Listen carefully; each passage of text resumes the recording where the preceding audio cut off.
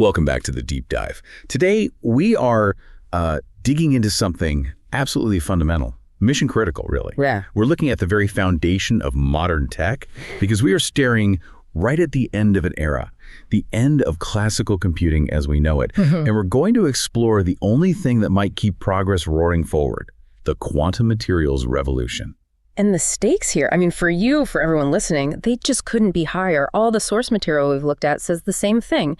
The acceleration of AI, LLMs, big data, it's pushing our current silicon technology right to its breaking point. Right. The need for compute is just becoming insane. It's creating these bottlenecks that are stalling real progress and in fields that affect all of us. I'm talking about things like drug discovery or climate models that are just too slow to give us the predictions we actually need. And it's not just about things running a bit slower. We are hitting hard physical limits. Physics is catching up with us. So our mission today is to show you exactly how these exotic quantum materials could lead to a complete paradigm shift. We're talking about a future where the device in your hand could have the power of a supercomputer. Okay, so let's start with the problem. The rule that has defined, the last 50, 60 years of innovation, Moore's Law. Where did it come from, and why is it finally hitting a wall? Moore's Law was, essentially a prediction. It was coined by Gordon Moore, the co-founder of Intel, way back in 1965. And he basically said that the number of transistors we could cram onto a chip would double roughly every 2 years. And it was incredibly predictive. It drove the entire digital age. Yeah. Faster, smaller, cheaper, like clockwork. For decades, yes. But now we've reached what the sources are calling the digital plateau. And that plateau, based on everything we're reading, it's not in the distant future. It's right now, 2025. Absolutely. We are hitting the wall hard. And it's because of physical dimensional limits. We're now manufacturing transistors at scales under 2 nanometers. 2 nanometers, just to put that in perspective for you, that is smaller than a virus particle. Exactly. You just can't shrink atoms. So physics is finally fighting back. What happens when you try to build things that small? What are the practical consequences? Well, the fallout is huge. When components get that tiny electrons, they just stop behaving. You get quantum tunneling effects where electrons literally leak through barriers they shouldn't. It's a massive waste of energy. And heat, I imagine. Oh, heat dissipation becomes basically impossible. Everything is just too packed together. And the cost to build the next generation of chip factory, it skyrockets. So we're kind of out of runway. For dimensional scaling, yes. The experts at Stanford are on record saying Moore's Law is, and I quote, basically over in that regard. We can do some clever architectural tricks like stacking chips in 3D, but the era of cheap exponential scaling, that's over. And this hits AI particularly hard, right? Yeah. Because the demand for compute is accelerating even faster than Moore's Law ever did. Yeah. I saw a figure. Compute needs growing 750 times every 2 years. That's just not sustainable. It isn't. And the societal stakes are massive. Trillions in economic value are tangled up in problems we can't solve yet. And this is why you're seeing a global race. The US, China, the EU, they're all pouring billions into quantum initiatives because they see the risk of a digital dark age, a slowdown where medical breakthroughs and climate solutions are delayed because the math just takes too long. Okay, so we need a totally new rule book, one that isn't about shrinking things, but about fundamentally changing how we compute. And this, I think, is where things get really exciting. We're leaving classical bits behind. Right.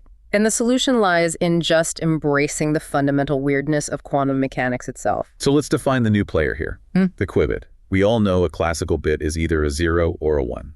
Simple. How does the quantum idea of superposition just completely shatter that? Superposition is the foundational leap. It means a qubit can be a 0, a 1, and sort of everything in between, all at the same time. The best analogy is a spinning coin.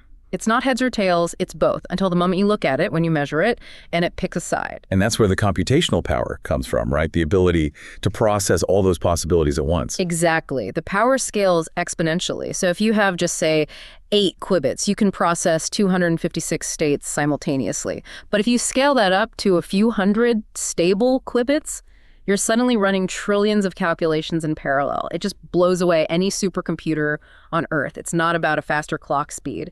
It's about computing in parallel realities. And that's only half the magic trick. The really mind-bending part is entanglement. Entanglement. Yep. This is where you link 2 or more qubits so tightly that they become one system no matter how far apart they are. If you measure one, you instantly know the state of the other. The famous spooky action at a distance. That was Einstein's phrase for it. That's the one. He found it very unsettling. But why does that spooky action lead to better computers? Because it lets us solve problems that classical computers are just terrible at. Think about simulating a complex molecule. Every atom is affecting every other atom. It's a web of correlations. A quantum computer with entangled qubits can model that web natively because the qubits themselves are already interconnected in that way. It's like a simulator for nature itself. Which means we can finally start tackling problems that were previously just uncomputable. Things like designing new materials or factoring huge numbers, which of course has huge implications for breaking encryption. And we already have the tools ready. The algorithms exist. Shor's algorithm can crack that encryption exponentially faster. Grover's algorithm gives you a massive speed up for searching huge databases. But these new rules, they demand completely new materials to run on. Which brings us to the core of this deep dive. The materials at the atomic frontier. This is where we stop talking about shrinking silicon and start talking about engineering matter itself, atom by atom. And this just changes the entire game. Let's start with something like graphene. It's a single layer of carbon atoms. It's stronger than steel, sure, but the really important part for us is that it's a perfect conductor of electricity at room temperature. But now scientists are taking it even further. How so? By creating what are called two-dimensional heterostructures. Stacking these materials enables things like spintronics. So instead of just using an electron's charge to represent data, which is like flicking a light switch on and off, very energy intensive, spintronics uses the electron's spin, which is more like setting a dial. It uses vastly less power. This is the path to post more devices. You also mentioned topological insulators. The name itself sounds like it's breaking the rules. It kind of is, in the best possible way. Imagine a material that's a perfect insulator on the inside. But on its surface, it conducts electricity perfectly, with zero resistance. And here's the key. That flow is protected by topology. What does protected mean for someone designing a chip? It means the flow of electrons is incredibly robust against defects. If you have a flaw in the material, a tiny crack, the current just flows around it, no disruption. It's like having a highway where the traffic is guaranteed to never get stuck, which is critical for hosting stable quantum information. And the sources are pointing to specific new materials like TMDs, transition metal dichalcogenides. Why are they so important? Because they're the building blocks. They let us create these exact kinds of stable two-dimensional structures we need for next-gen devices. They're just incredibly versatile. Speaking of perfect flow, we have to mention superconductors and quantum dots. What role are they playing here? So superconductors offer zero resistance, as we know, but quantum dots are a bit different. They're tiny semiconductor particles that confine electrons. They essentially act like highly controllable artificial atoms. They're not just for making super vivid TV screens. They are proving to be really powerful, stable hosts for qubits. And the really cutting edge stuff isn't just finding these materials anymore, it's building them. The whole idea of designer atoms. It is. This is the paradigm shift. Scientists are literally engineering materials, atom by atom, to get specific quantum behaviors on demand. The new way to scale isn't shrinking, it's stacking and twisting. Okay, tell us about the twisting. That sounds so counterintuitive. It's incredible. You take two sheets of graphene, stack them, and then twist one of them by a very specific magic angle. And suddenly, the material becomes a superconductor where it wasn't before. We can also use an electric field to switch other materials, like WSE2, into exotic states called valley insulators. We're programming matter. So these van der Waals heterostructures, stacking these atomic sheets like high-tech Lego, that's how we create this programmable quantum matter. That's exactly it. The sources are pointing to major breakthroughs right now in 2025, like tunable Mott-to-charge transfer insulators. And that's important because it shows we can dictate exactly how electrons behave. We can switch a material from insulating to conducting perfectly. We're customizing the laws of physics for a computer chip. That's profound. Okay, so these aren't just theories anymore. Let's talk about the real-world quantum computers that are running right now. We've got a few key players. IBM has their Nighthawk machine with over 120 qubits. Crucially, you have Quantinuum's Helios platform, which is showing the highest fidelity, meaning the qubits are more stable, less prone to error. And Harvard just demonstrated a 448 atom system with fault-tolerant properties. That's a huge step. And are they actually getting results? Things that matter to, you and me? They are, yes. We're seeing faster drug simulations. Companies like IonQ and ANSYS are working together on medical devices, cutting down development time. And in optimization, Google's Echoes algorithm showed a speed up of 13,000 times compared to classical methods for certain problems. And it's not just computation. This tech is expanding into sensors, right? That's right. Quantum sensors are hyper-precise. They can detect tiny changes in gravity or magnetic fields. This is a game changer for, say, underground mapping or navigation without GPS. And quantum communication. Or the unhackable internet.